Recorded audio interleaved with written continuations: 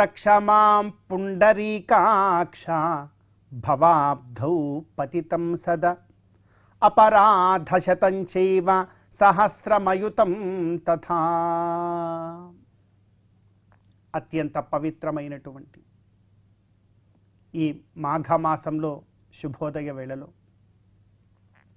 దేవదేవుడైనటువంటి శ్రీమన్నారాయణుణ్ణి, కలియుగ ప్రత్యక్ష దైవమైనటువంటి శ్రీ వెంకటేశ్వర స్వామి వారిని పరిపరి విధాలుగా శరణాగతి చేస్తూ ఉత్తమమైన ఈ మాఘమాస శుభోదయ సమయాన్ని మనం చరితార్థం చేసుకుంటూ ఉన్నాం. ఈ మాఘ ఫల్గుణ మాసాలు రెండూ కూడా కలిసి శిశిర ఋతువు అని మనం అనుకుంటూ ఉంటాం. మనకు శాస్త్రం చెప్తోంది ఈ శిశిర ఋతువులో సకల విశ్వమంతా కూడా ఋతు ధర్మాన్ని పాటిస్తూ మనమందరం కూడా చిన్న వయస్సులో చదువుకుంటూ ఉండేవాళ్ళం.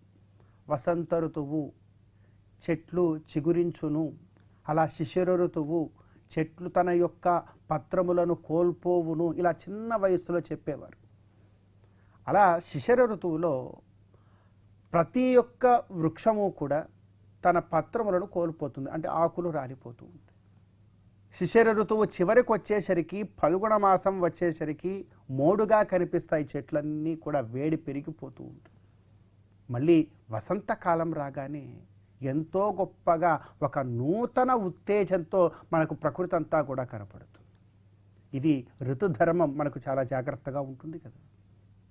మరి వృక్షములు, అచేతనమైనటువంటి వృక్షములు కూడా అంత గొప్పగా పాటిస్తున్నప్పుడు మనం పాటించట్లేదా? మరి మనం కూడా పాటించాలి. ఏం చేయాలి?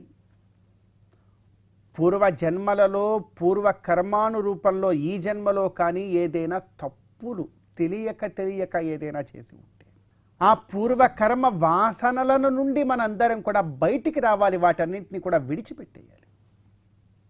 విడిచిపెట్టి భగవత్ కైంకర్యం వైపుకు మనం ముందుకు సాగాలి. అలా కాకుండా ప్రతిదాన్ని ఎత్తి హృదయంలో పెట్టుకుంటే హృదయం భారం అయిపోతుంది.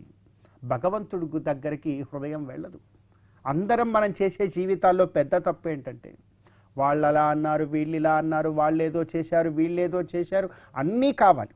ఎక్కడెక్కడ ఉన్నటువంటి చెత్త చెదారములన్నింటినీ కూడా తీసుకుని వచ్చి హృదయంలో దాచుకుని అబ్బో బాధలు పడిపోతూ ఎవ్వడికి ఈ ప్రపంచంలో రాని కష్టాలన్నీ కూడా ఏదో మనకే వచ్చేసినట్టు ఇలా విపరీతమైనటువంటి ఒక బాధలకి గురైపోతూ భగవంతుడి దగ్గరికి వెళ్ళి, చూసావా భగవంతుడా నాకు ఎన్ని బాధలు ఉన్నాయో నువ్వు నన్ను పట్టించుకోవని ఆయనని, ఇంకా పెచ్చు పైగా భగవత్ కైంకర్యమే చేయకుండా ఎందుకండి ఇవన్నీ అవసరమా? అందుకే మన వాళ్ళు చాలా గొప్పగా మనకు పెద్దలు చెప్పారు, ఈ శిశిర ఋతువు రాగానే ఈ మాఘమాసములోనే మీరందరూ కూడా కార్యం ఆరంభించండి. సకల ప్రాపంచిక విషయములన్నింటితో కూడా ఈ మనస్సు భారమైపోయింది, వాటన్నింటినీ తొలగించి నూతన వసంతం కోసం ఎదురు చూద్దాము. భగవత్ కైంకర్యంలో ఉండేటువంటి మాధుర్యాన్ని అనుభవించడానికి ఒక అడుగు ముందుకేద్దాము అని మనందరికీ కూడా మనకు పెద్దలు తెలియజేస్తూ ఉన్నారు. అందుకే కోరుతున్నాం, ఇన్ని రకాలైనటువంటి హృదయ భారాల మధ్య కష్టంగా ఉన్నది కాబట్టి రక్షమాం పుండరీకాక్ష, ఒకే కోరిక, నన్ను రక్షించయ్యా ఓ పుండరీకాక్ష.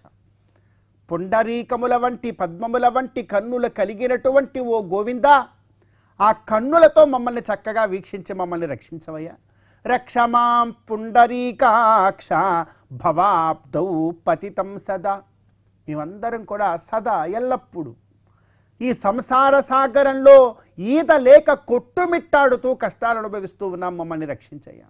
భవాబ్దౌ పతితం సదా అపరాధ శతం చైవ సహస్రమయుతం తథా. ఈ సంసార సాగరంలో పడి ఒక చిన్న తప్పు, దాన్ని క్షమించేయి చాలు అంటే కుదరట్ల. ఎందుకంటే ఉండే తప్పులు ఒకటో రెండో పదో కాదు, అపరాధ శతం చైవ, 100 ఉంటున్నాయి. సహస్రమయుతం తథ, వేరు కూడా ఉంటున్నాయి, ఏం ఆశ్చర్యం లేదు. అయుతం అంటే అనంతం, లెక్క పెట్టడానికి వీలు లేనన్ని అని కూడా ఉంటున్నాయి మన జీవితాల్లో. ఏం చేస్తాం చెప్పండి? అబద్ధమాడకపోతే రోజు గడవదాయి, ఎవరో ఒకరిని మాటలతో ఏదో ఒక కష్టపెట్టకపోతే ఆనందం రాదాయి. ఇటువంటి చిత్ర విచిత్రమైనటువంటి జీవితాల్లోకి వచ్చేసాం, కలియుగం కదా. కనుక అటువంటి జీవితము నుండి మమ్మల్ని బయటపడేసి రక్షించు అంటూ ఈ మాఘమాసంలో గోవిందుణ్ణి మనంతరం కూడా శరణాగతి చేస్తూ ఈ మాఘమాస శుభోదయ సమయాన్ని మనం చరితార్థం చేసుకుంటాం.